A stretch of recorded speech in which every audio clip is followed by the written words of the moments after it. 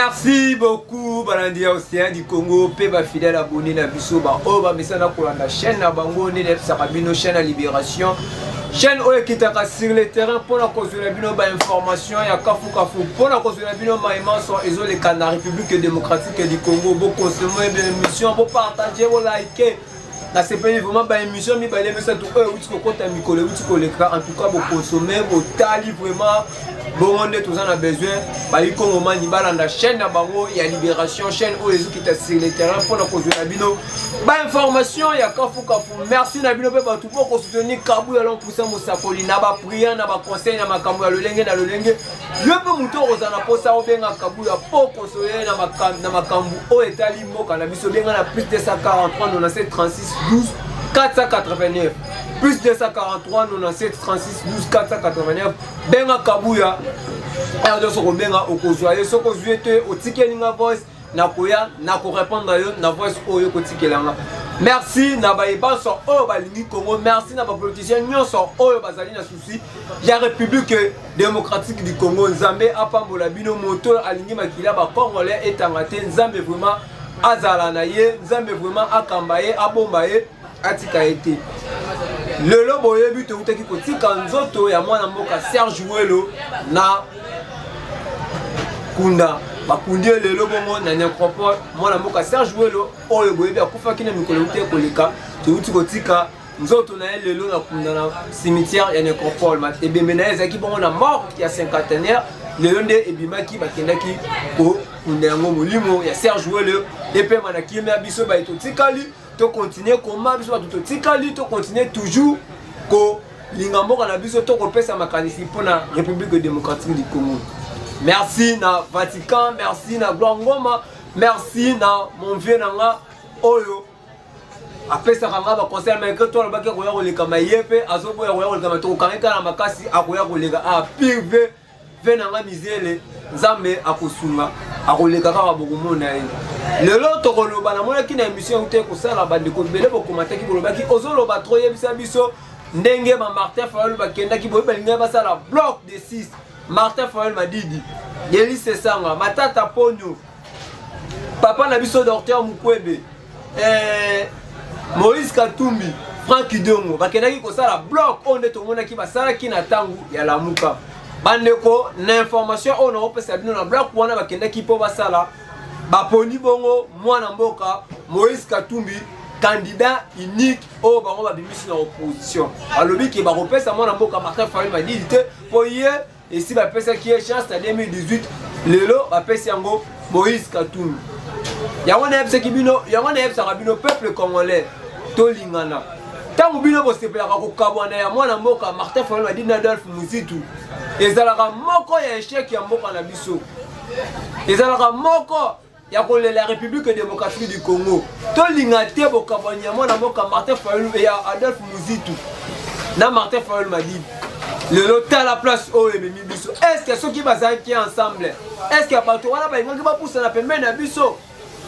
ceux qui bazalaki ensemble ceux qui bazalaki liboke est-ce que bato wana balingaki baya pembeni ya mwana mboka Martin Fayulu Madidi yo muto tiaka songi yo muto sepelaka na séparation ya Martin Fayulu Madidi na Adolphe Muzitu le bloc na bango o bakendaki kosala po basola na Afrique d'ici po bayoka na babimisa candidat unique bakei babimisi mwana mboka Moïse Katumbi. Alors mwana mboka Martin Fayulu Madidi atikali ye moko Adolphe Muzitu azape ye moko. Est-ce que combat yango tokobunda yango bien mais yebi tellement peuple congolais azalaka na nsima ya Martin Fayulu Madidi tellement peuple congolais azalaka na nsima ya Adolphe Muzitu toyebi ke tokolonga bango baza bongo bato au peuple ayokelaka baza bongo bato batikala na confiance et pas à peuple bato au peuple apesa confiance tokozala na bango ensemble tokotika bango te tangu yo osepelaka na kokabwana na bango bloc na bango bakendaki eloko bakendaki kosala bafote bongo mwana mboka Moïse Katumbi comme candidat unique ya opposition ya 2023. Alors peuple congolais pourquoi biso tokobomana pourquoi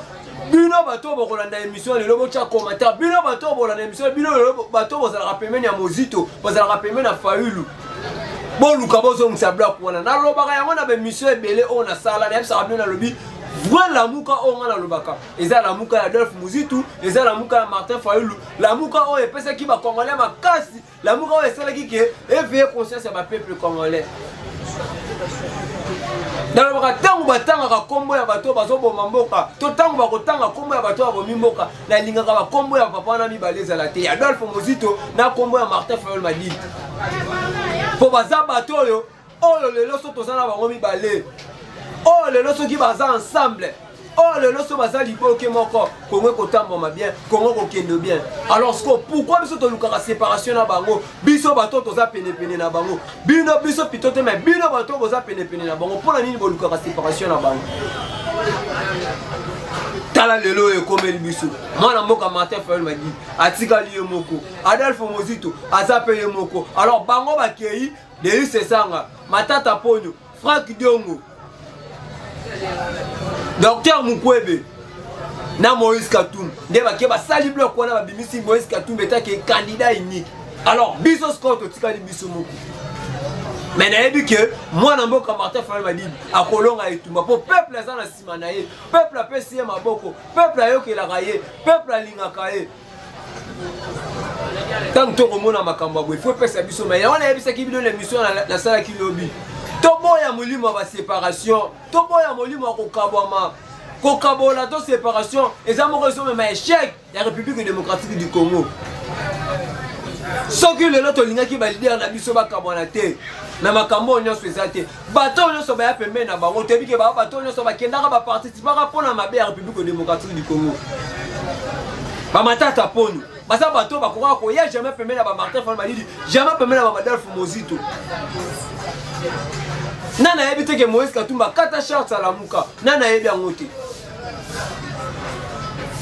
papa Frank Diongo baza bato moko baloba mabe mpona Martin Fayulu Madidi Martin Fayulu Madidi aza na poids ya politique te nana yebi yango te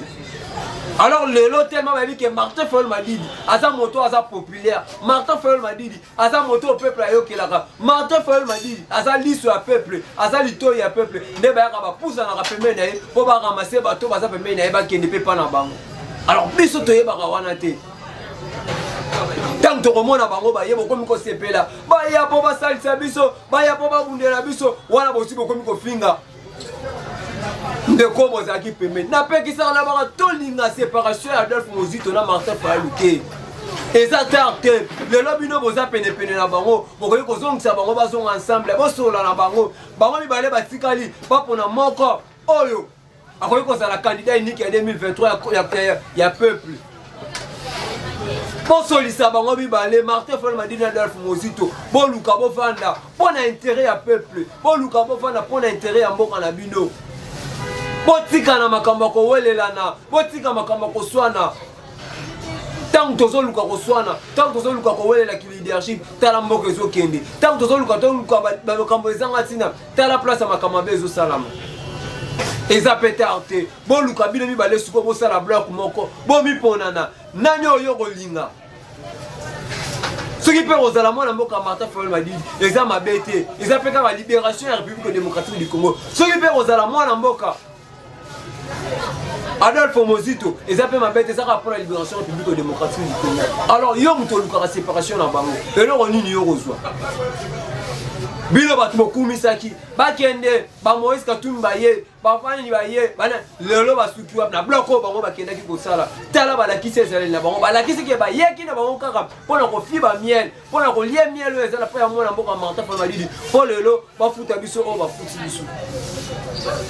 alors peuple congolais oyo kolanda lelo oyo tunenga na baémission oyo tunenga olobaki oloba mpe mingi bayebisa biso information yango na pesi yo bloc oyo bakende na Afrique d'ici baponi candidat unique na bango ezali bongo Moïse Katumbi mais biso peuple congolais to se décide de candidat unique ya peuple congolais à 2023 c'est Martin Fayulu Madidi ou Adolphe Muzitu bato to ke bana souci ya République démocratique du Congo yango wana information on les akina posa la pesa bino pona bloc oyo boyebaki bakendaki kosala bongo posola po ba candidat unique na Afrique d'ici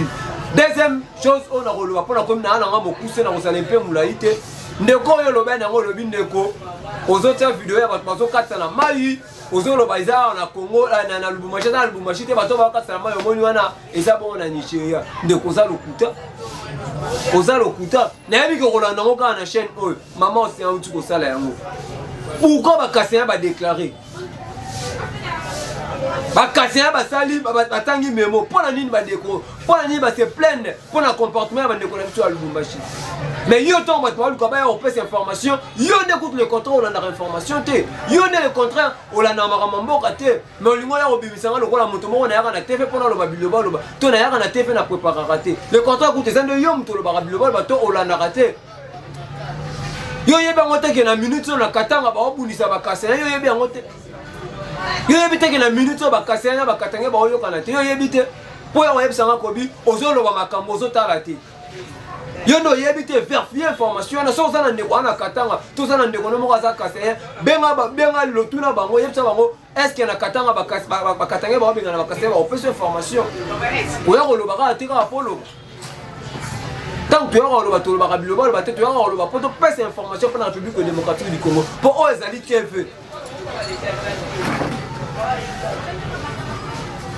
Quand on a le bateau, il y a un commentaire. Si on a un commentaire, il y a un ovani. La place que on a un commentaire, il y a un commentaire pour obéir sa morale à bateau, on les stabiliser parce que tant qu'on a posé qu'il y a Congo qui est liboso, tant qu'on a un candidat pour la République démocratique du Congo, il y a un distribution.